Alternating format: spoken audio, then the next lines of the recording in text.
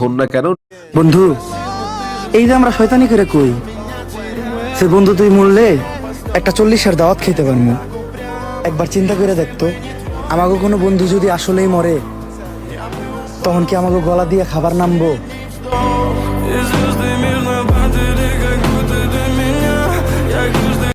বন্ধু,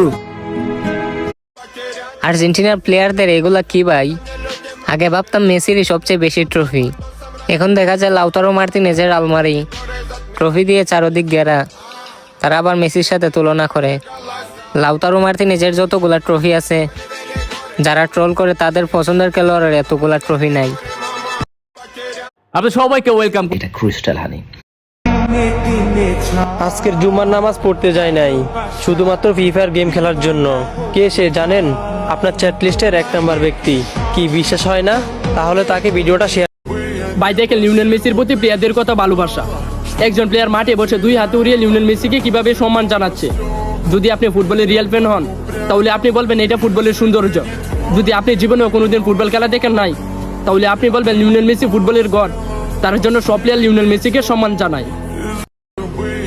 আপনার ইংলিশের বউকে কখনো বকা দিবেন না, বলা যায় না কখন আবার তরকারির ভিতরে থু থু দিয়ে বসে।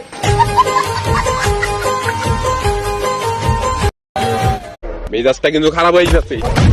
ভাবি জানেন নেইমারের সাথে কি হয়েছে জানেন? আর কেন কান্না করতেছে? সেদিন যখন সান্তোসের খেলা শেষ করে ইন্টারভিউ দিতে যান নেইমার, তখন তিনি মেসিকে নিয়ে বলেন, আমি যখন বার্সেলোনায় প্রথম যোগ দেই, তখন আমার সঙ্গী বা সাহায্য করার মতো কেউ ছিল না। মাঠে যখন খেলার জন্য নামা হয়, সবাই সবার মতো খেলতো, কিন্তু মেসি আমাকে নিঃস্বার্থভাবে অনেক কিছু শিখিয়েছে। যখন আমার কাছে 1%ও ছিল না, তখন মেসির কাছ থেকে আমি 99% শিখতে পারছি। নেইমার আরো বলেন, মেসির মতো খেলোয়াড় আসে নাই, আর কোনোদিন আসবেও না।